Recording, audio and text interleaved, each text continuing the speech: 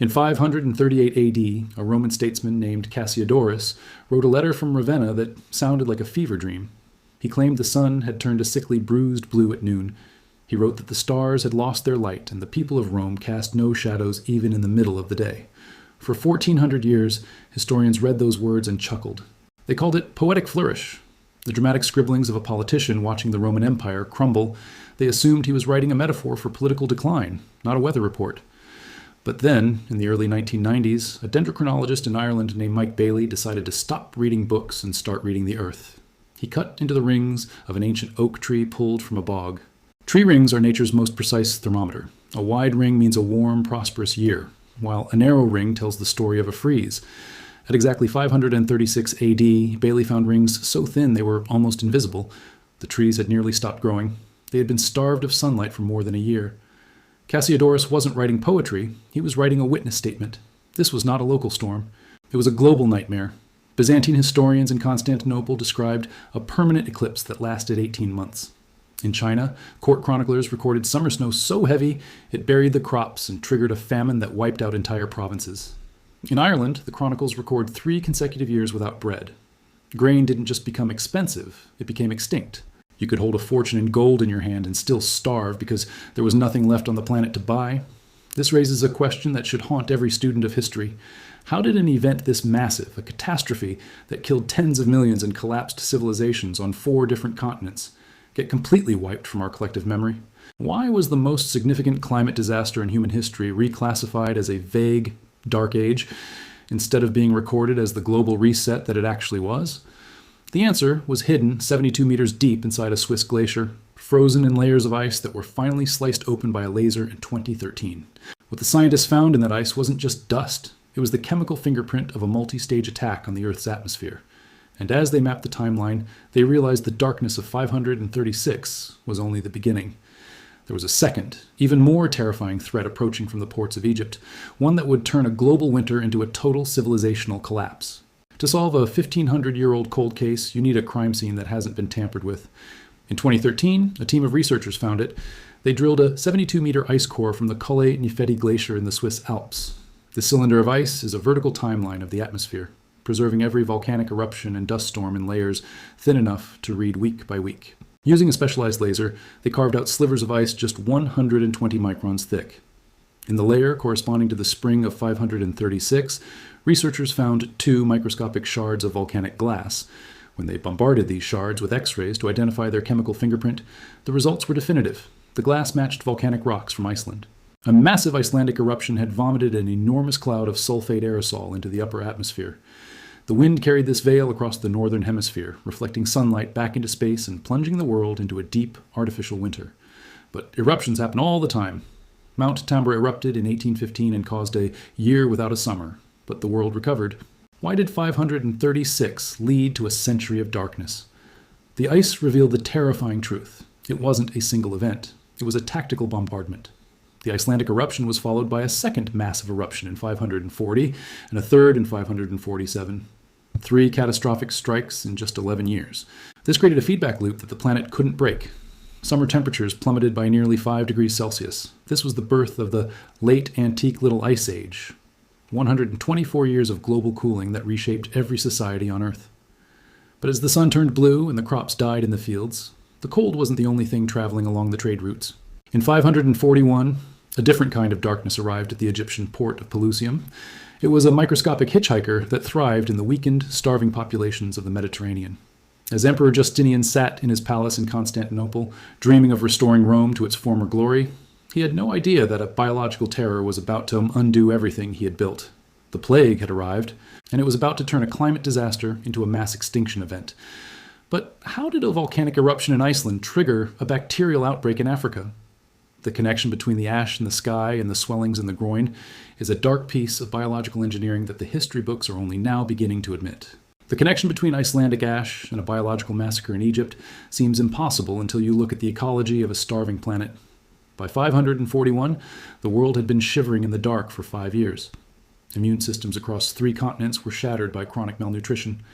The climate shift didn't just kill crops, it disrupted the habitats of rodents in Central Asia and East Africa, driving flea-carrying rats into human grain stores in a desperate search for warmth. The disease that arrived at the port of Pelusium was Yersinia pestis, the bubonic plague. We know this because in 2013, researchers used ancient DNA analysis to pull the genetic code of the bacteria from the teeth of 6th century victims. It was the same biological engine that would later cause the Black Death. By the spring of 542, the Justinian plague reached Constantinople. At its peak, the death toll was incomprehensible. 5,000 people were dying every day in the capital alone. On the worst days, that number reached 10,000. Byzantine historian Procopius describes a city that simply stopped functioning. There were no more graves to be dug. Bodies were stuffed into the defensive towers of the city walls until they overflowed. Then they were loaded onto massive ships, pushed out into the Sea of Marmara, and set ablaze. The emperor himself, Justinian, contracted the disease. He survived, but the dream of a reunited Roman Empire died in the pyres. His armies, which had nearly retaken Italy and the western Mediterranean, were hollowed out by the pestilence. But even as his citizens died in heaps, the machinery of the state refused to stop. Justinian demanded the annual tax not just from the living, but from the survivors on behalf of their dead neighbors. This was an empire cannibalizing its own remains, while the sun remained a dim, blue ghost in the sky. It was a total civilizational collapse in slow motion. Yet, as devastating as this was for Rome, the tragedy wasn't confined to the Mediterranean. This was a global reset. While the Romans were burning their dead on the other side of the Atlantic, the greatest civilization in the Americas was facing a crisis of faith that would end in fire. The residents of a city larger than any in Europe began to look at their great pyramids, then at the frozen fields, and realized their gods had abandoned them. What happens to a superpower when the sun stops answering its prayers? The volcanic winter of the 6th century was an equal opportunity destroyer. While the Mediterranean was reeling from the plague, the largest superpower in the Western Hemisphere was beginning to fracture. Teotihuacan, located in the heart of modern-day Mexico, was a city of 125,000 people. It was a marvel of urban planning, dominated by the massive Pyramid of the Sun and the Avenue of the Dead. It was larger and more advanced than any city in Europe at the time. But even the gods of the sun could not stop the Icelandic ash from drifting across the Atlantic. Archaeological excavations from this period reveal a sudden, sharp spike in child malnutrition and bone lesions among the population. The volcanic winter had brought a devastating multi-year drought to the Mexican highlands. The complex irrigation systems that fed the city failed. As the crops withered and the children grew thin, the social contract of Teotihuacan began to unravel. In this culture, the ruling elites were seen as the literal bridge between the people and the divine. If the sun was sickly and the rain was gone, it meant the rulers had lost their mandate. Around 550 AD, the city erupted in violence. But this wasn't an invasion from an outside enemy. It was an internal uprising. The residents of Teotihuacan rose up and systematically torched the temples and palaces along the Avenue of the Dead. They didn't burn the houses of the poor. They targeted the symbols of the failed state. The gods had stayed silent for too long, so the people burned their houses to the ground. Teotihuacan never recovered. Within a few decades, one of the greatest cities in human history was a ghost town. The same pattern of famine, uprising, and collapse was repeating across the globe. In Peru, the Moche civilization, famed for their intricate pottery and massive adobe pyramids, saw their world dissolve into a cycle of extreme droughts followed by catastrophic floods. In Scandinavia, the situation was even more dire. Researchers estimate that up to 50% of the population vanished during this century of darkness. Entire settlements were simply abandoned, reclaimed by the encroaching forests, as the survivors fled toward the coast or moved south in desperate migrations. This was the true Dark Age. Not a metaphor for ignorance, but a literal description of a world where the sun had been dim for so long that society forgot how to function. But as the people of the North watched their world die, they did something that modern archaeology is only now beginning to understand. They didn't just leave, they left behind a ransom. They began burying their most precious possessions, enormous quantities of pure gold in the ground. These weren't stashes intended for later retrieval. They were sacrifices. Think about the desperation required for an entire ruling class to bury its wealth with no hope of getting it back. What were they trying to buy? And why does the lead pollution in the glaciers of the Swiss Alps suddenly drop to zero at this exact same time, as if the entire global economy had been switched off by an unseen hand?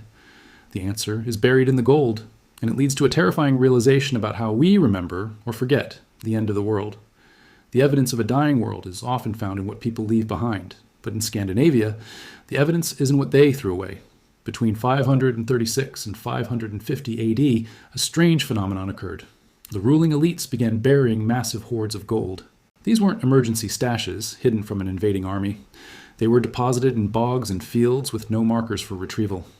Archaeologists now believe these were desperate sacrifices. The people of the north were literally trying to buy back the sun. They gave their entire wealth to the earth, hoping the gods would see the glittering gold and end the winter that wouldn't die. While the Vikings were burying their gold, the global economy was flatlining. We know this because of the lead levels in the Swiss ice cores. Lead is a byproduct of silver mining. For thousands of years, the rise and fall of lead pollution in the atmosphere has tracked the rise and fall of human civilization. After 536, the lead levels in the ice dropped to nearly zero. They stay there for over 100 years. This is the chemical record of a total economic blackout. Mining stopped. Trade stopped. The Roman monetary system collapsed, and for a century the world lived in a state of primitive survival. But the memory of this darkness didn't just stay in the ice. It moved into the myths. If you look at the Norse legends of Ragnarok, the end of the world begins with something called Fimbulwinter.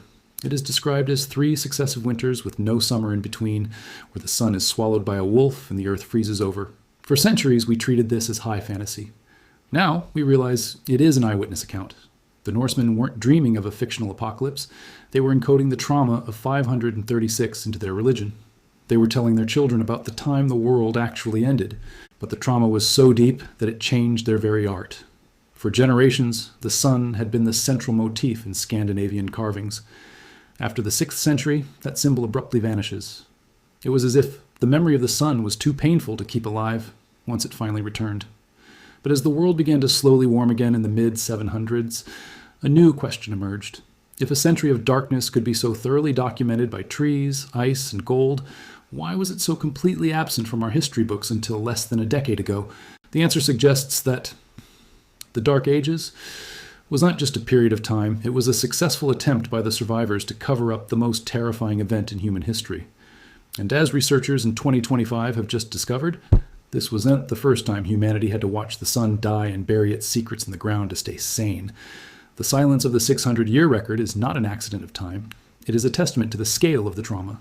For centuries, we treated the Dark Ages as a metaphor for a lack of written records, never stopping to ask why the pens ran dry. We now know that in Northern Europe, half the population simply vanished. The records went silent because the people who wrote them were dead, and the survivors were too busy begging the earth for grain to worry about the archives. But as we peel back the layers of the erased century, we find that this wasn't the first time humanity faced the end of the sun. In January of 2025, researchers at the University of Copenhagen published a remarkable discovery from the Danish island of Bornholm. They found hundreds of flat stones engraved with sun motifs that had been deliberately broken and sacrificed during a massive volcanic event around 2900 BC. It is the same pattern, repeated across 3 millennia. The sun dies, the world freezes, and humans bury their most sacred symbols in the ground, hoping to buy back the light. It is a deep ancestral reflex, a prayer made of stone and gold. Why did it take 1480 years for a Harvard historian to confirm what the Roman statesman Cassiodorus told us in the year 538? The evidence was always there. It was written in the Irish oaks, frozen in the Alpine glaciers, and buried in the Scandinavian soil. We ignored it because the truth didn't fit the story we wanted to tell ourselves about progress. We chose to believe that nature is a stable backdrop for human drama, and when that backdrop turned into a weapon, we reclassified the catastrophe as a cultural decline to keep our sense of control intact. The late antique Little Ice Age lasted 124 years. It triggered the first bubonic plague pandemic, collapsed the greatest city in the Americas, and rewrote the global economy from gold to silver. It is a 124-year gap in the human story that didn't even have an official name until 8 years ago. If we could forget a century of global darkness, what else have we folded into phrases like the Dark Ages to avoid looking at the cause, the date, and the body count? Cassiodorus wrote his letter with the precision of a man who knew no one would believe him. He was right. It took nearly 15 centuries for our technology to catch up to his eyes, but the trees never forgot. The ice never forgot. The gold buried in the ground still holds the shape of a desperate prayer. If you carry Northern European DNA, you are the descendant of the few who survived the shadowless years. You carry that silence in your bloodline. The question that remains is not what happened in 536. We have the volcanic glass and the tree rings to prove that. The real question is, what is happening right now that will be dismissed as poetic flourish by the historians of the future? What other catastrophes are we currently living through that will one day be wiped from the books because the truth is too inconvenient for the story we want to tell? The sun eventually came back for Cassiodorus, but the world it rose upon was unrecognizable. And as the records burn and the buildings fall today, we have to ask, are we the ones who remember, or are we the ones about to be forgotten?